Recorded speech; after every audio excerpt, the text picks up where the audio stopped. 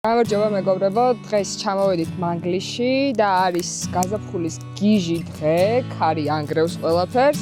თუმცა გაზაფხულის დადგომასთან ერთად აუცილებელია გავაკეთოთ რა? რას ვაკეთებთ ხოლმე გაზაფხულს? ჩაქაფულს ხო რა თქმა უნდა.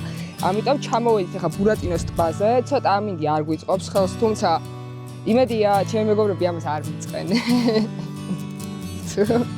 და მოდი დავიწყოთ ახლა ჩაქაფულის გაკეთება, თუმცა ერთ რაღაცას გეტყვით, რომ ჩაქაფული დღემდე 26 წლის ვარ და არ მაქვს ნაჭამი, ასე რომ პირველად დღეს დავაგემოვნებ ჩემ მიერ გაკეთებულ ჩაქაფულს და იმედია იმდენად მომეწონება, რომ მე გავაგრძელებ გამოყვებას, ასე ვთქვათ, ხალხის და მეგობრების. ნუ დავიწყოთ მოკლედ.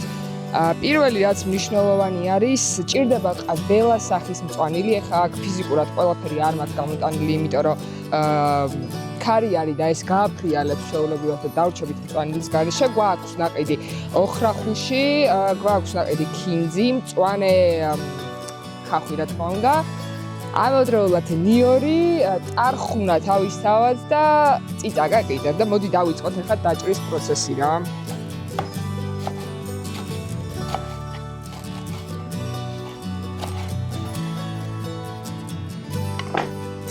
მოდი მეგობრებო, ქარი არ გვაძლევს რომ დავჭრათ და მოდი ეს გლეხურად გავუშვათ რა. ცოტა სხვილი ფოთლები კი შეხვდებათ, მაგრამ აუთდორზე თუ ხართ გამოსული და ამინდი ხელსაც ვიწყობთ, შეგიძლიათ ეს ჩააჭროთ, იმიტომ რომ ნახევარი მწვანილი ამის გაფრინდა. ეხლა რაც მნიშვნელოვანი არის ჩაქაფულისთვის და ყველაზე მნიშვნელოვანი, ასე ვთქვათ. და იმედია ამ ტარხუნას ქარი არ წაიღებს.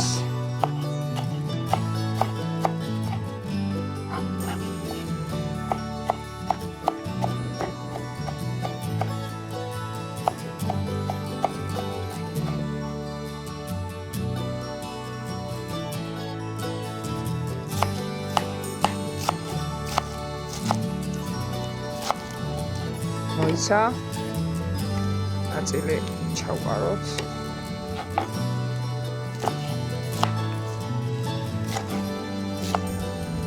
ცოტა ქარი არ გვიწყობს ხელს და ალბათ ჩემი თმებიდანაც მიხვდებით ამას.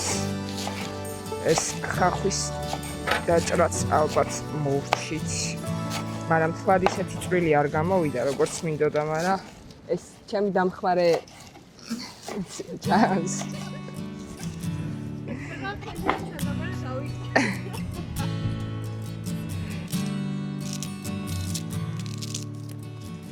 ჩააჭერი და ეგ არის.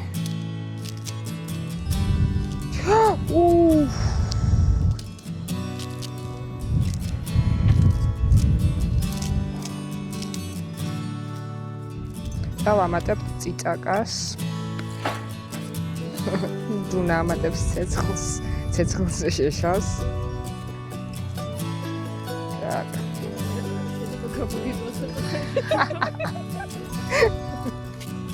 ჭრა დავასრულეთ პროცედურად, ახლა გადავიდეთ ხორცზე. ხორცი გვაქვს ბოსხორცი ნაყიდი. შედარებით ძვლიანი არის, იმიტომ რომ ძვალი ძალიან მნიშვნელოვანია ხარშვის პროცესში, თავის არომატსაც სცემს. მე მართალია ძვალი არ მიყვარს დიდად, მაგრამ აი ეს როგორ უნდა დავჭრა. დავჭრათ შედარებით მსხვილი ნაჭრებით, რომ გემოგქონდეს. გავჭრით. მოვაჭრათ და ძირში დავდოთ ძვლიანი ნაწილებს.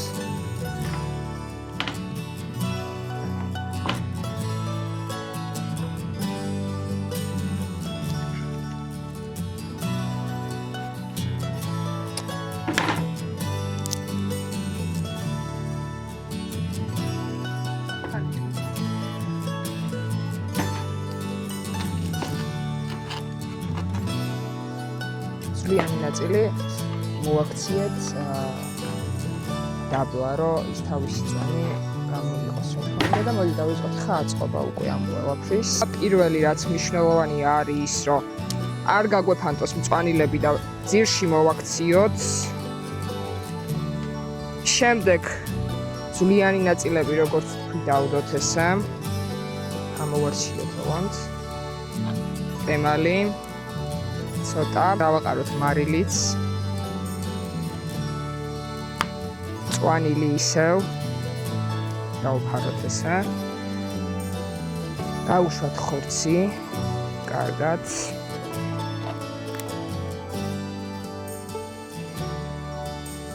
ტყემალი.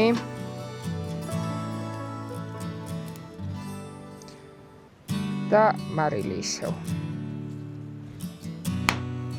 გავყვეთ ახლა წვანილი.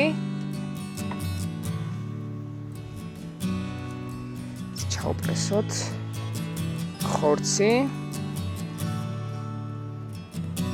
და გავუშვათ ტყემლები, ოფსერტი გადაგვივარდა.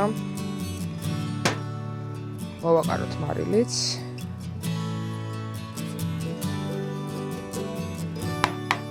Так, მოდი ეს ბარემ გავუშვათ რა.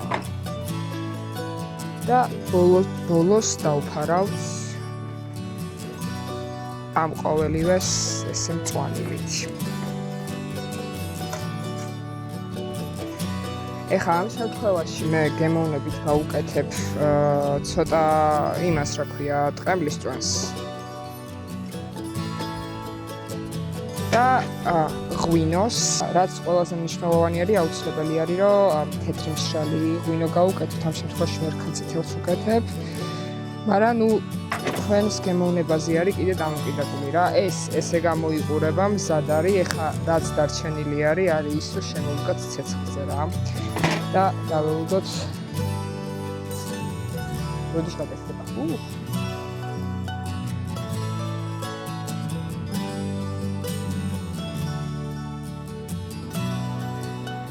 მოკლედ დავდოთ ახლა ეს ჩვენი ჩაკაფულოვიჩი, რომ გაკეთდეს, დავაფაროთ თოვლზე და პერიოდულად შევუნთოთ ცეცხლიც.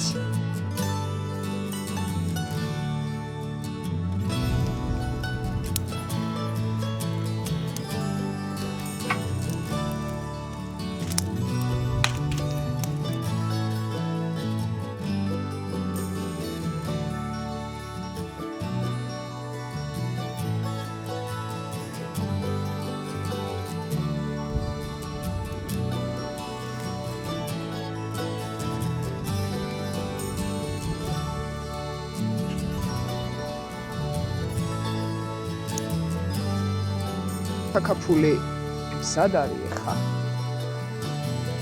აბა, ნახოთ რა გამოვიდა.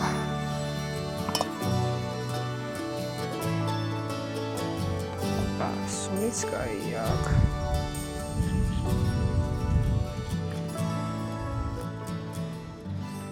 Так.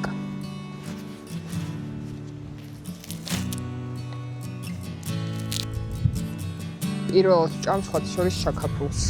მანამდე არ მაქვს ნაჭამი და ნახოთ აბა ახლა როგორი გამოექნება. ჯერ წვენით დავიწყოთ.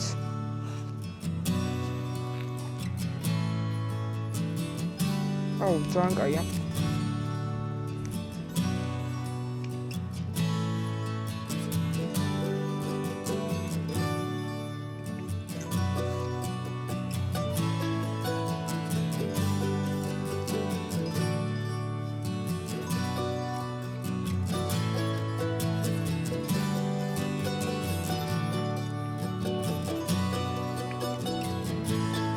Ufar manamda ruang mungkin aja.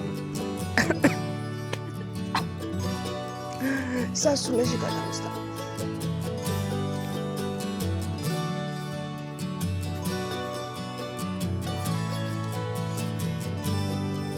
ხორცის იდეალურად არის მოხარშული.